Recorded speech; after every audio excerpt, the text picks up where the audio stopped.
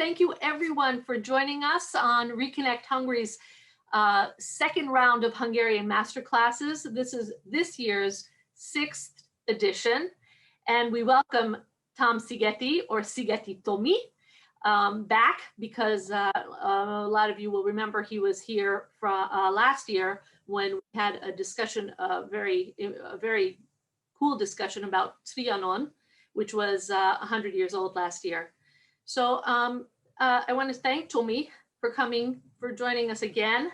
We're super proud of him because he is he's young, he's smart, he's Hungarian. He's been our peer guide on the ReConnect group's trip, an intern at HHRF, and a friend and a lot of other things. So Tomi, thank you again. And I hope you all enjoy today's. We're going to have a little bit of a lecture. And then there'll be a lot of time for questions and a discussion at the end. So please feel free. You'll all be unmuted at that point. And Tomi, could we start by a quick introduction? Tell us where you're at, because he is not in New York right now. Sure. Hi, everybody. Gobi's already made me blush, so that's lovely. So everyone heard my name's Tom. I'm a PhD student at NYU, and I work on questions of Central European, specifically Hungarian and Austro-Hungarian nationalism. Currently, I'm in Budapest trying to get some archival research done as much as I can. And I guess that's pretty much me, I think. So today, just the game plan, roughly speaking, is I'm going to talk for about 15-20 minutes. There's going to be a PowerPoint, so you don't have to just look at my face the whole time. And then we're going to have about 20 to 25 minutes of question and answers, depending on where we're at with time and how many people actually feel like asking anything. So before we get started, I just wanted to really preface everything here by saying that just for one, so 1848 is not my specific field of research. I deal specifically with turn of the 20th century, so the last decades of the 19th, and then the first couple of decades of the 20th century. So the transition from Austria-Hungary to her successor states, et cetera, et cetera. So that's sort of the take this all with a grain of salt sort of thing. I'm also not a military historian, so I'm not going to be focusing as much on strings of battles and whatnot, because again, it's not quite my ballpark. But again, if anyone in the room has specific insights into that sort of thing, I think we might get some of that out in the chat. I guess the last sort of little quick note is a lot of what I'm going to be talking about today is based on the work. So the number one source, just because I think it's such a great work, and I think just it's a good book to jot down, is István Deák's The Lawful Revolution. It's the best book, in my opinion, that's been written about 1848 and 1849 in Hungary, not just in English, but in any language. He does a really good job of connecting all the dots on a European scale. In addition, just sort of other books that have been really well, other authors include sort of András Gerő, his work on memory and sort of cults of heroes. And then in addition, R.J.W. Evans has a lot of good and interesting stuff that he's written about sort of religion and sort of religious plurality in Hungary. And I guess enough of that. I guess I'll get us started, and I'll kick it off here with the PowerPoint. And I have to do a thing, and there we go. So I'm sorry, it's jumping forward. So the question is, so why are we talking about 1848? Because March 15th is a Hungarian national holiday. It's one of three. And really, the reason it is a national holiday is because this holiday, this date, this year is really the root of, I guess, what you could call modern Hungarian nationalism. This is where the current Hungarian tricolor flag, which of course is adopted based on the French Revolutionary tricolor, comes into wide circulation. It's also when you get certain symbols like the kokarda, the cockade that come into similarly wide circulation, things like the Nemzeti Dal, the national prayer. So these sort of iconic symbols of Hungarian national identity are rooted sort of in this moment. It's a very important cultural touchstone. Roughly, I think you could compare it to things like 4th of July in the United States in terms of a historical event, or yeah, I think it's not a bad comparison. But in order to really get at why 1848 matters we have to look at something that's a little bit beyond just the Hungarian context, because it's not just a Hungarian event, it's a pan-European event. And all of that is rooted in the concert of Europe. So really we have to go back to 1815, when Napoleon, looking grumpy in a chair, is defeated at Waterloo, and then the great powers come together in Vienna to sort of figure out how to keep Europe from erupting into another 2 decades of war, because by the time 1815 rolls around, Europe has essentially been at war almost nonstop since the French Revolution broke out in 1789.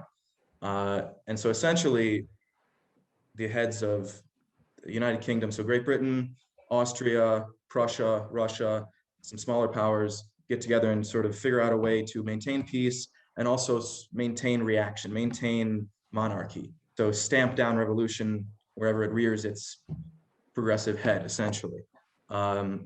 And they do a pretty decent job of this. It's all crafted by the guy on the right there, who's Prince Metternich. He's the Chancellor of Austria, and he's the sort of the brains behind the Congress of Vienna. It's the era between 1815 and 1848 is sometimes referred to as the era of Metternich. And this is also the same period that we can talk about, really the spread of nationalism. Modern romantic nationalism, it's got its roots in sort of the French Revolution. So it's this shift from en bloc, from Enlightenment thinking to sort of romantic nationalism. And these ideas go outward from France. Obviously, it's a little bit more complicated than this, but sort of generally speaking, they go outward from France and they sort of seep into Eastern European intellectual circles.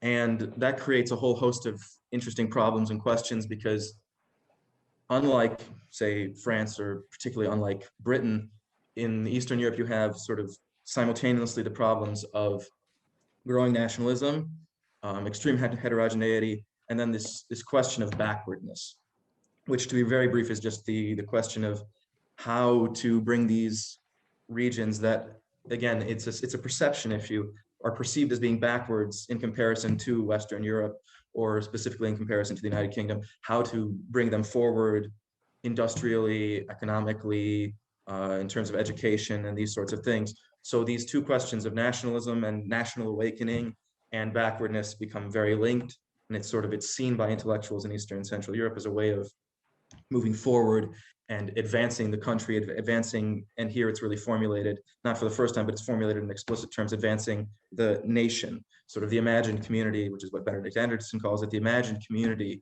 of the people that sort of speak your language, that you perceive as being co-nationals. And of course, the fact that it is such a heterogeneous area, R.J.W. Evans and others have pointed out that Hungary is the most religiously plural part of Europe at this time. And it's very linguistically plural as well. If we look at the larger Hungarian kingdom, it leads to a lot of problems and will continue to lead to a lot of problems for, well, up until the Yugoslav wars in the 90s. So it's not a problem that goes away. And then the way that all of this nationalism and enlightenment backwardness, all these questions intersect in Hungary in the 1820s and 1830s, in this era that's referred to as the Reform era. It's an era where sort of rationalization, professionalization, modernization are sort of all on the cards. There's also a big push to codify and standardize and push forward the Hungarian language as a language of use. So up until this point, Latin is actually the official language of the Hungarian parliament. Briefly, there was an attempt at Germanization under Joseph II in the late 18th century. That was not a nationalist attempt. Hungarian historiography to the contrary, it's not a nationalist attempt, it's an attempt to modernize and professionalize, but it does create a backlash in Hungary, and it gets particularly the nobility, which, by the way, sort of quick side note, in Hungary, there is no bourgeoisie. There is a small one, but it's very unimportant. So all of the figures we're going to be talking today, with one or two exceptions, are all members of the gentry, the lower nobility or the upper nobility. So when we're talking about intellectuals, we're talking about titled and untitled nobles in Hungary.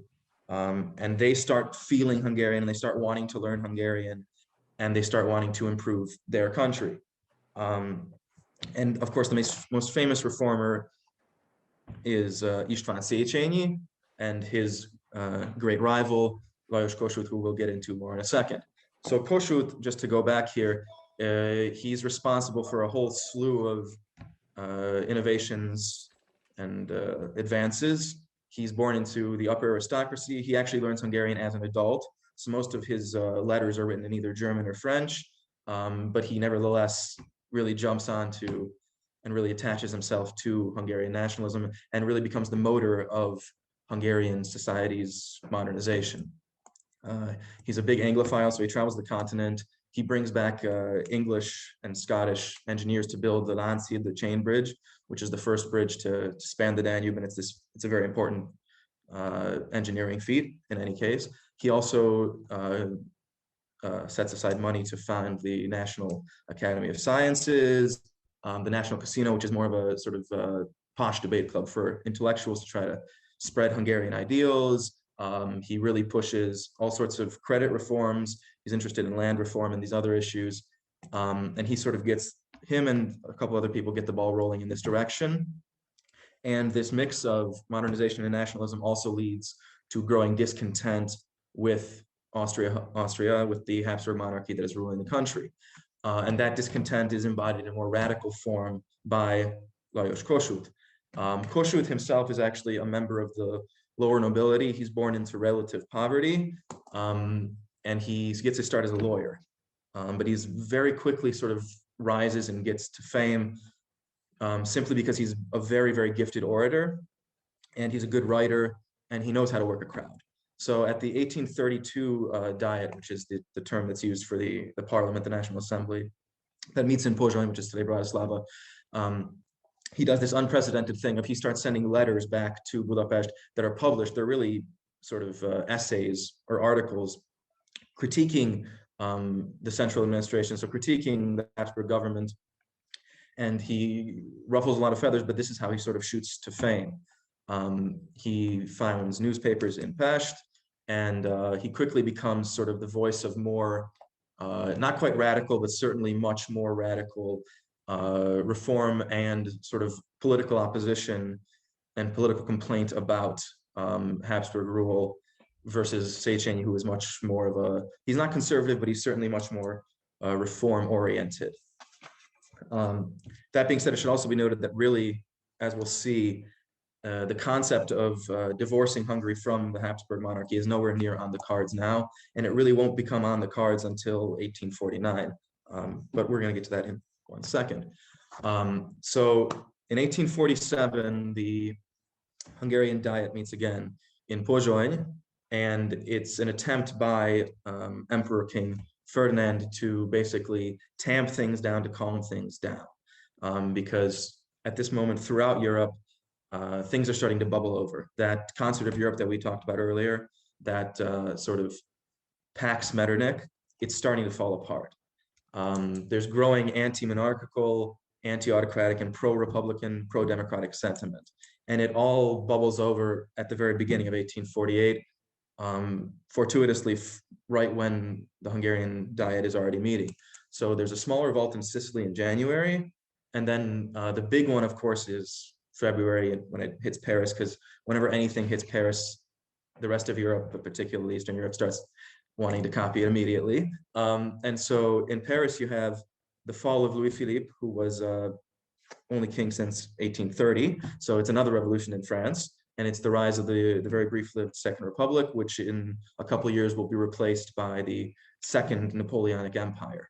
And all of this, of course, is quickly followed by protests and revolts and then revolutions in Vienna, in Berlin, in Pest, of course, in Milan. So throughout Europe, this is really a pan-European phenomenon, and it's very important to see it in that context, because when you only look at Hungary as sort of a little tiny closed unit, you miss where they're getting their ideas from and who they're actually influencing across Europe. So here's a little map, or rather a very busy map, where you can see the red little flame spots. I don't know if you can see my arrow, but the red flames are sort of spots where you have larger revolts breaking out. So you can see all the way from Paris in the west all the way to what will later be called Romania, so the Wallachian principalities. You have, specifically in urban centers, you have revolts that sort of sometimes grow into revolutions and sometimes don't. The most long-lived and successful of these, and ultimately the one that actually leads to an all-out war, is in Hungary. So that's where we're at now. As we've talked about, the Diet is meeting in Pozsony in 1847. And it's about reform. It's about things like land reform, about sort of easing the life of the peasantry, potentially abolition of serfdom. There's all these sorts of things that are currently on the cards. Also greater autonomy for the Hungarian half, or the Hungarian portion of the Austrian Empire. And Ferdinand and Metternich in the court are sort of willing to go along up to a certain point, and they get essentially dragged along. Things sort of get out of their hands thanks to news from abroad. So at the Diet, Kossuth is there, Széchenyi is there, Deák is there. So all of these important figures are all there in the lower house debating these issues. And they're getting news from Sicily, from Paris. And as they get this news, Kossuth in particular, and his followers start formulating increasingly greater demands. So, if there's already something like this in Paris, then, well, we want this, this, and this. So he wants more and more. And the court is actually willing to go along with it to a great extent.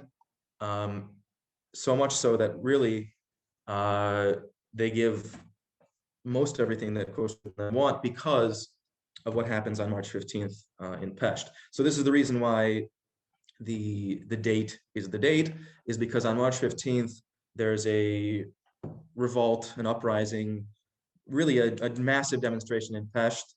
At the time, again, most of the political leadership is actually, 100 miles, 150 miles away up the Danube in Bratislava and Pozsony. So this is a rising that's led by it's intellectuals, it's students, it's the city's urban burghers. A lot of them are actually speaking German, interestingly enough. And there's some workers. There aren't any peasants. They enter the city a couple days later, but the peasants freak out, the Augsburgs, enough that they decide that they really need to take this seriously. But this is the moment in Pest on the 15th when you get a lot of the iconic imagery of 1848, 1849. So, for example, the image of Sándor Petőfi, who, again, just a sidebar, another note about the complicated nature of this region. He's born, Alexander Petrovich, he's born into a Slavic family, and then as he grows up becomes the most famous Hungarian poet really of all time.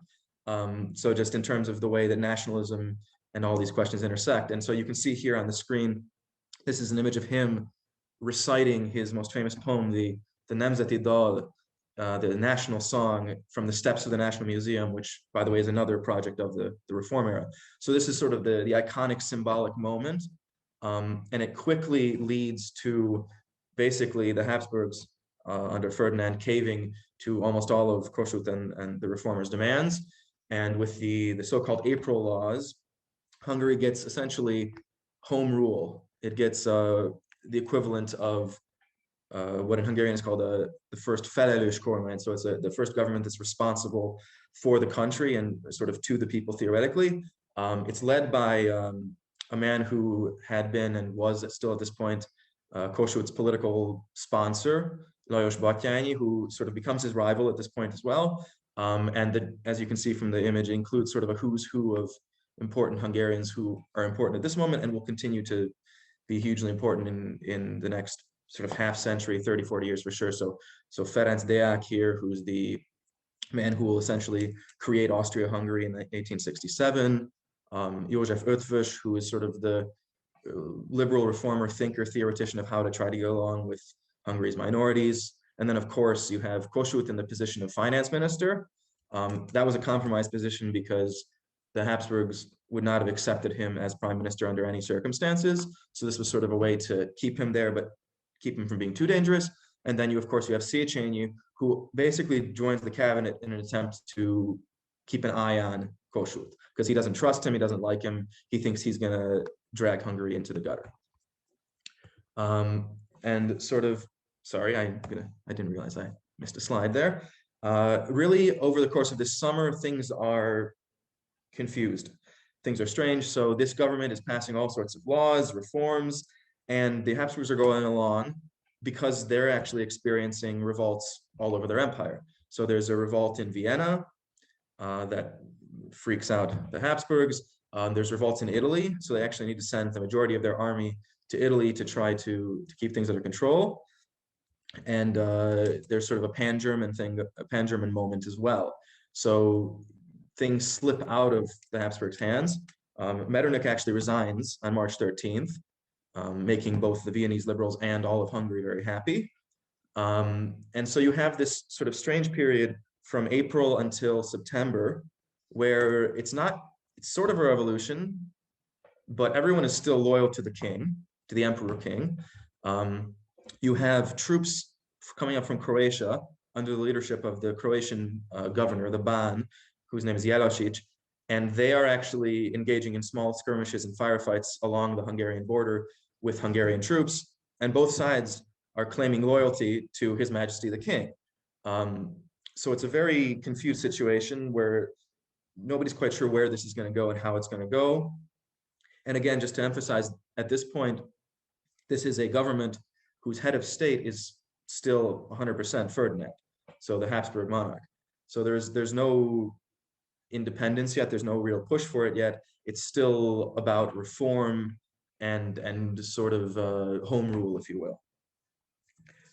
However, things sort of take a turn, and they take a turn in August and September. August, September, October is when things turn. There's a lot of misunderstanding on both sides. There's a lot of confusion. Kossuth and Batthyány are disagreeing a lot with each other. Kossuth in particular is provoking the court with sort of a lot of pronouncements. The Hungarian government here, the new government, has its own minister of war and its own foreign minister, which confuses pretty much everyone in Europe, because here you have a great power that now has a war minister in Vienna that everybody's already known, and a foreign minister, and then you have another one in Hungary. And so sort of all these questions start arising, and confusion spreads, and tensions build up, and conflicts build up. And sort of two things happen that sort of make the shift from revolution from quasi-revolution to out-revolution and war and conflict. The first is that in Italy, General Radetzky, who is he's already in his 70s, 80s by this point, but he's the hero of the Austrian military. He crushes the Italians. So now the Austrian military can turn its attention back towards the rest of the empire, in particular to Hungary.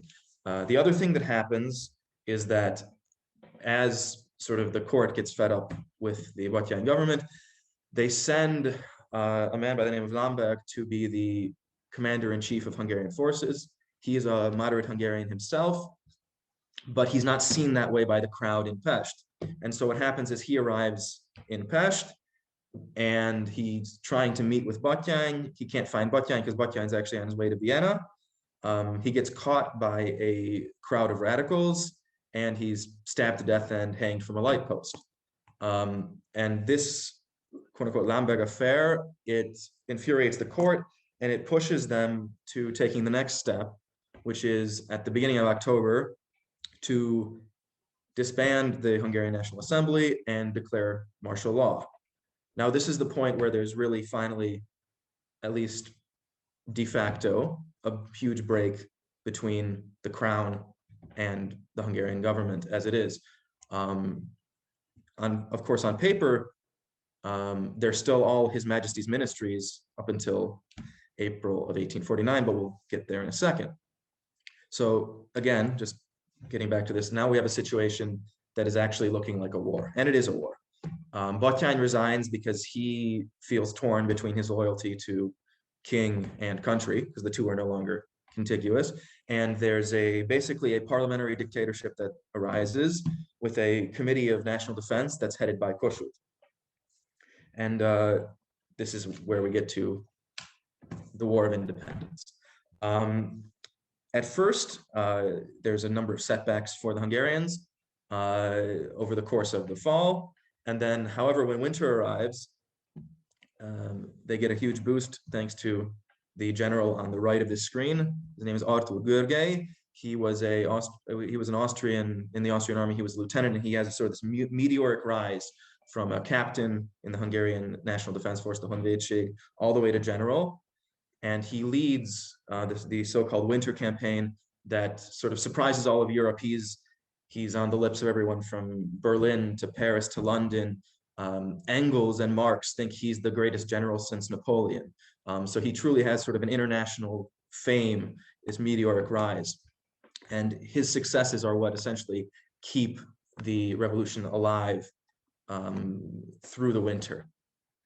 Quick sidebar, the other thing that happens as the war breaks out is that Ferdinand, the emperor king, who had been sort of a weak ruler, he was seen as being a little bit mentally ill, in fact, he abdicates in the favor of 18-year-old Franz Josef.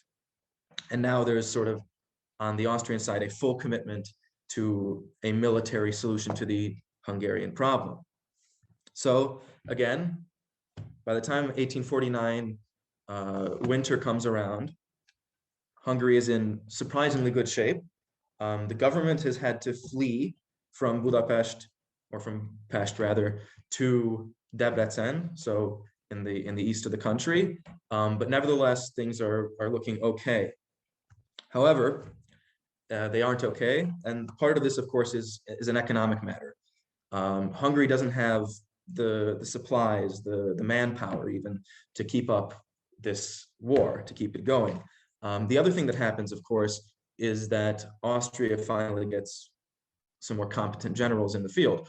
The most famous, or rather infamous, of course, being Jakob Julius Haynau, who was the butcher, the hyena of Brescia. He's a very efficient, cold, brutal general who's renowned for his brutality, as we'll see going forward. And he starts winning, and Görgey starts losing, and things take a decided turn for the worse. And at the same time, so now we're talking 1849 is getting underway. So February becomes March, and the Austrian government under Franz Josef institutes a autocratic constitution that it's never fully implemented, but it pushes Kossuth and the Hungarian government to officially declare independence.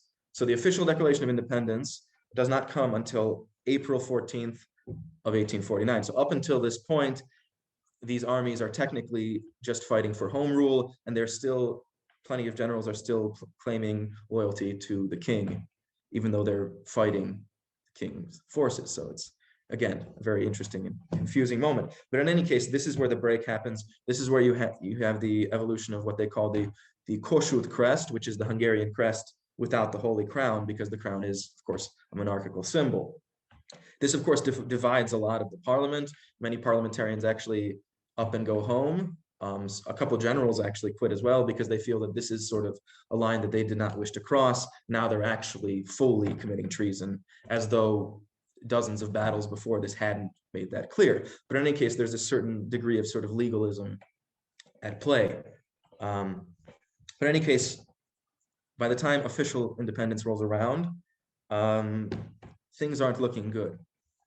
And really, despite, again, Hungarian nationalist historiography to the contrary, at this point, because of economics, because of manpower issues, Hungary's fate is already militarily sealed, even without Russian intervention. Because the other thing here that happens, of course, is that there's an invasion by the Russian Tsar, because the Austrian crown, Franz Josef, requests Russian aid. Again, the current scholarship suggests it's not really needed to defeat the Hungarians, but it is a major psychological blow, and it also incidentally damages Austria's great power status, because they have to basically beg a friend for help. But in any case, coming in from the north and the east, you have Russian troops who are very, very, very slowly coming in, and you have Haynau, who is winning battle after battle. And at this point, basically, Kossuth essentially gives up. So over the course of the summer, there's defeat after defeat, and Kossuth is getting into increasingly many disputes with his main general, Artur Görgey. And when he sees everything is lost, he essentially hands the baton over to Görgey, declares Görgey dictator, and then in August, 2 days after being declared dictator, on the August 13th, Görgey surrenders his troops at Világos. And, sorry, 1 second. At this point, of course, Kossuth immediately brands him a traitor. because this is sort of part of, as we'll see, Kossuth is a brilliant political brand manager, if you will. Some would call him an opportunist, but in any case, he brands György a traitor and as himself immediately as the governor in exile. But in the long term, he will never actually step foot on Hungarian soil again. He flees, he shaves his head, shaves his beard, grabs a forged British passport and makes his way to Turkey. In the meantime, György surrenders the army. He himself receives an amnesty, but plenty of his generals do not. So the immediate aftermath of the battle, we see a number of reprisals. So for one, Lajos Batthyány, who had been, again, the prime minister of the first real Hungarian government, the first real prime minister, and who, again, had resigned in order to sort of maintain his loyalty to the crown. He's executed in Budapest, next to what is now Liberty Square, Szabadság tér, and infamously, not that long after the end of the revolution, the Arad martyrs, so a series of senior generals, are executed in the eastern Hungarian city of Arad. And both of these executions come under the pressure of General Haynau, who's now the military dictator of Hungary. And that sort of cements his reputation as this violent butcher. So that's 1848, 1849. It ends in, it seems like a pretty depressing story, like most Hungarian revolutionary stories. That being said, if we look at it from another perspective, it's not quite as dark as all that, because while there are 10, 12 years or so of what they call neo-absolutism, when Franz Josef attempts to govern in a hyper-centralized manner, it doesn't work. And of course, the 1860s, he starts making overtures towards the Hungarians in order to come to some sort of modus vivendi. And that culminates in the Compromise of 1867, which the Kiegyezésre Ausgleich, and that compromise creates a new state in which Hungary has full home rule, in which it is an equal partner in a great power. Budapest is now a co-capital, and Franz Josef is crowned king in Budapest. And so you have basically a lot of the requests, the desires, the goals of 1848 actually coming to fruition in 1867. Of course, also, we can't forget, 1867 marks the start of a huge modernization campaign in Hungary. So the Budapest that you all know and love, or not love today, sort of comes into fruition during these years. This is when a number of bridges are built. This is when you have things like Hero Square. It's a grand project of building and modernization. Everything from river infrastructure to railroads, it sort of all comes about here and in these 40, 50 years. So it's sort of a delayed happy ending in that sense. And Kossuth, in his own way, sorry, I'm trying to go forward. Kossuth, in his own way, has his, if not a happy ending, then at least an interesting ending.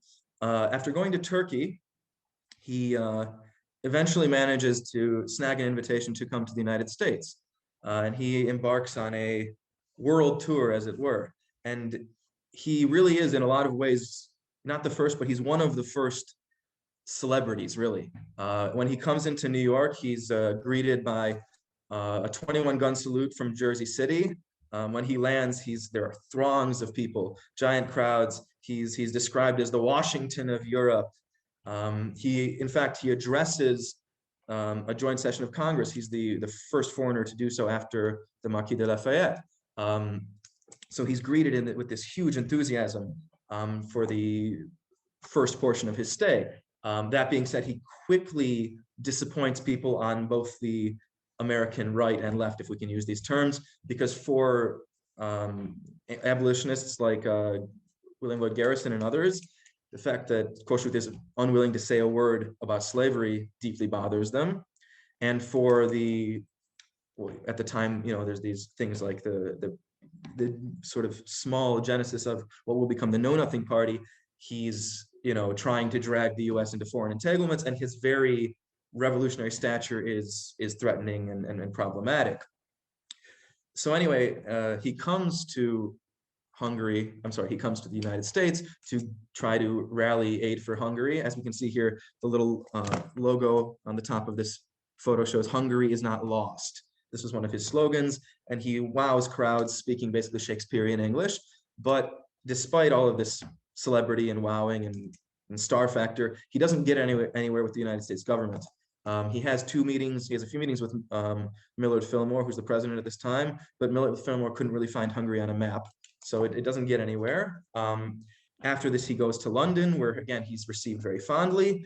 But over time, over the course of the 1850s here, particularly by the end of his London tour, a lot of critics are starting to see him as a political opportunist, because again, this is a man who in Marseille, he lands in Marseille and he says, Vive la République, and then he starts shouting, God save the Queen, once he lands in London. So he has sort of this interesting, not a fall from grace, but sort of a slow diminishing in stature. And he, of course, eventually will die in exile in Turin, never setting foot again in Hungary. Despite that, however, the cult of Kossuth is, of course, one of the major fruits of 1848. And to this day, there are Kossuth statues all over the place. You can't walk into a city that's had a Hungarian population without bumping into one. On the left of the screen here, we can see the Kossuth statue that's currently in the US Capitol building. And on the right is the famous Kossuth statue on Riverside Drive in New York City. So I guess just to very quickly sum up, because I'm a little bit over time here, when we think about 1848, it's sort of a mixed bag, but it's certainly an interesting bag and a very important bag, if we're going to stick with the bag metaphor. So in some respects, it's a very progressive moment. It leads to the permanent abolition of serfdom in the Kingdom of Hungary. It leads to greater religious freedoms that will later be reinforced in 1867. On the other hand, the actions of Kossuth and Kossuth's government prefigure a lot of the conflicts with the Kingdom of Hungary's nationalities. And by that, this is the term that's generally used for minorities who make up 50% of the population. That is to say, Slovaks, Romanians, Serbs, Germans, Croatians. And the conflicts that are generated in 1848, they don't go away, and they end up plaguing both Hungary and then Austria-Hungary and sort of, well, the whole region for a very long time to come. So the point is, I don't know what the point is, 1848 is important, not just in a Hungarian perspective, but a European one as well. And now I will stop talking. Tommy, thank you so much. It's always a pleasure to listen to you, putting things easily for me to easily understand. I'm going to ask you all, anyone that has a question, to please pose it yourself, because I was in a chat not too long ago, a Zoom chat, where they asked us to put the question in the chat, and then the moderator asked my question that was not at all the way I wanted it asked. So please feel free to ask, and I'm sure we have time for several questions. Anyone? Oh, Tommy, can you unmute everyone, or can I do that? Yes. Wait, is everyone muted? I'm not sure. Sorry, real quickly. I might be able to do that, sorry. No, technically, I think you can unmute yourselves. I've already unmuted myself. Yep, I don't know. So we're good. Okay, so we're good great. to go. So please unmute yourselves if you'd like to pose a question. I have a quick question, and it was yours mentioned, Tom. I'm Michael, by the way, or Mihai. Hi. About the large plurality of not only ethnicities around the Hungarian kingdom, but the religions. There was in Kecskemét, where my family is from, there was a Református temple. In fact, there were in the main square 3 different churches. So we've got the Catholics, we've got the Protestants. Can you tell us a little more about, I guess more specifically, well, of Hungary, what were the different religions there, and why did they get along as well? I'm assuming they got along fairly well if one didn't burn the church of the other. And you had France, for example, had tremendous problems with Protestantism. Yeah, so basically, like I mentioned at the beginning, there's a really, if you're bored and have the time, a guy named R.J.W. Evans, I think he's at Oxford. He has this very good series of articles about specifically religion in Hungary. But yeah, so you have it's a majority Catholic country, but you have, as you said, Reformed, so Calvinists. You have a minority of Lutherans who are generally either German-speaking or this sort of small branch of the Hungarian mid-nobility. You have Jews, an increasing number of them as the century goes on, because there's a lot of migration from Galicia and the east. You have obviously Orthodox Christians, so Serbs and Romanians are all Orthodox.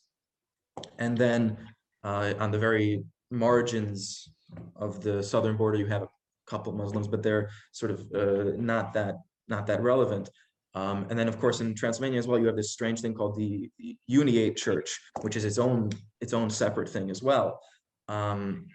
So there's a number of religions. Religious coexistence is not always easy. So particularly when it lines up with ethnic questions. So in Romania, well, in what will become, sorry, among Romanians, so in Transylvania, you have religious conflict lining up with ethnic conflict, because Romanian speakers are generally Orthodox and Hungarian speakers are generally either Catholic or Protestant.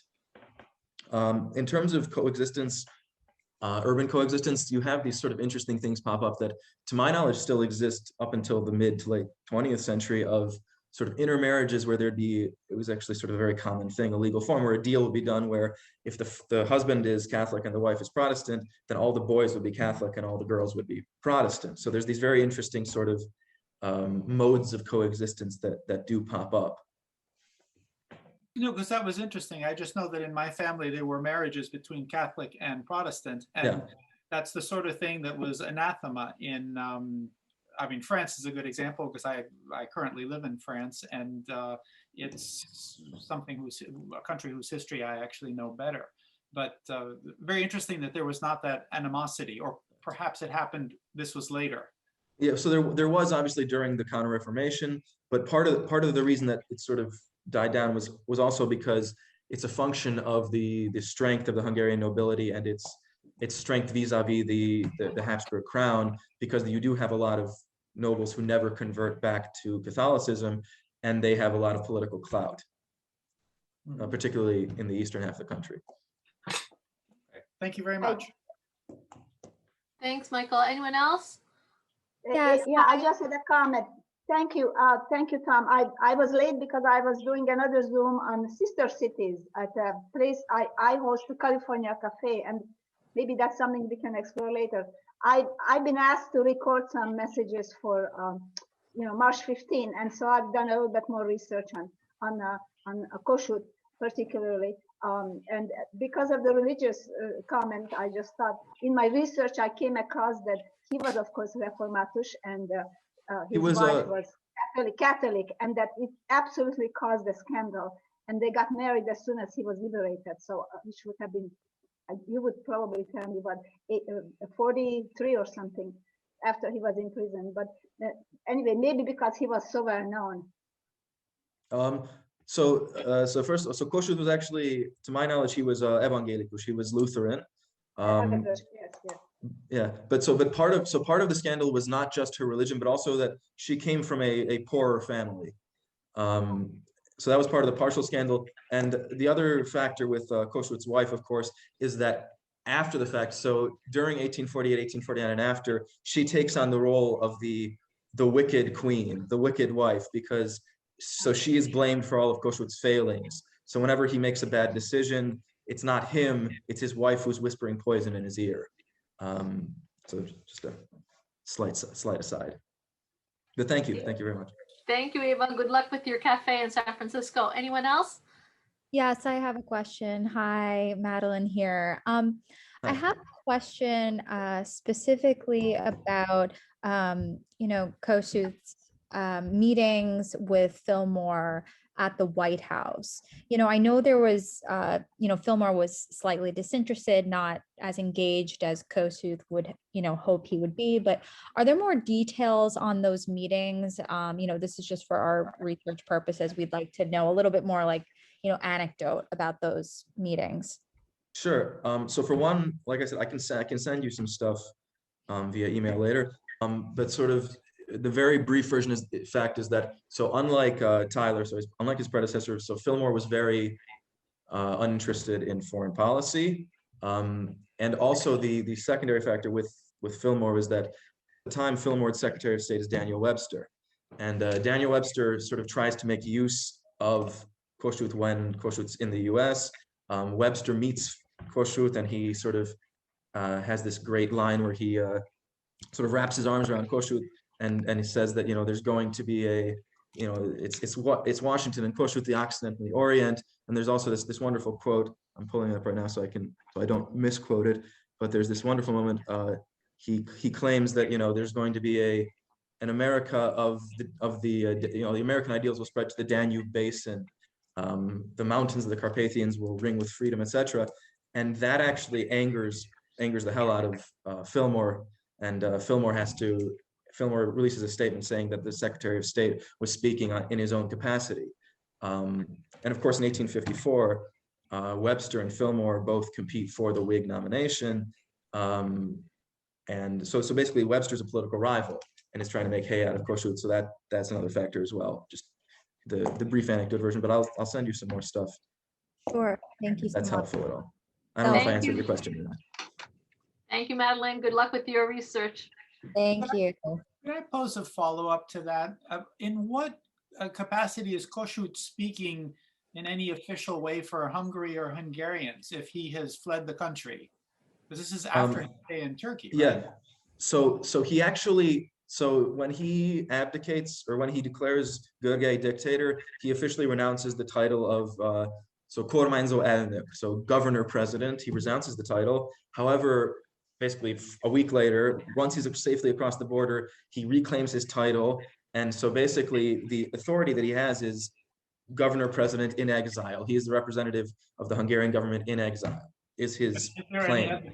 Is there any other government in exile or is it just him? Bertalan Szemere, who was prime minister briefly during this period, he follows him into exile, his hardcore supporters essentially. And of course, there's these attempts to form a Hungarian legion, alongside Garibaldi, at these various moments throughout the 1850s and 60s. But there's never any real chance of that happening. So in reality, he's a private citizen, but he has claims to this particular title, as it were. Okay, thank you. Can you comment on the relationship between Deák and Kossuth, and what led to Kossuth's Cassandra statement? So Deák was a little younger than Kossuth. Deák was, of course, there at the diets and as a part of the Batthyány government. And he is a moderate. He's moderate, but he's moderately pro-Kossuth. And they have to my understanding, a decent relationship. And of course, the Cassandra letter, it's a response to 1867, right? It's a response to the compromise. And it's because essentially Kossuth sees anyone who is willing to compromise as a traitor of sorts, and Deák sees that as a completely unrealistic position. So Deák is always the moderate. In fact, he relatively early on in the revolution, he just retreats to his country estate, and he lays low for a while. But he's a very good low-key politician. He has sort of networks of friends, and he keeps a tab on things. And so once Franz Josef and the court start opening to compromise, he's there and he's ready. And him and Andrássy, there's a quote by Franz Josef that, what do you know about the compromise? It was me, Andrássy, and Deák, and the two of them are dead. So you have to trust me on what it means. And so this is all what Kossuth's reacting to, because in Kossuth's eyes, Franz Josef is the enemy. The Austrians are the enemy. You're betraying the ideals of 1848 is what the letter comes from, essentially. I don't know if I fully answered your question. But. You did. Kossuth alas turned out to be right. Austria-Hungary did in fact bury Hungary. 50 years down the line, yes. Yeah. He must be happy in up in the sky as he was looking down. I was right. Yeah. But it took 50 years. But again, of course, there's the interesting, Kossuth later in life had this interesting idea of a more ethnic Danube Confederation Yes. that also never saw the light of day. Would you comment a little bit on his thinking in that? On that? I don't know exactly, you know, I haven't read enough of his letters to know what he was really thinking. It seems like something that was just meant to play to an international liberal base. And I think probably also his thinking about Hungary's minorities, I think it certainly mellowed over time, because during 1848, he's specifically anti-Slovak. He thinks they don't exist as a people.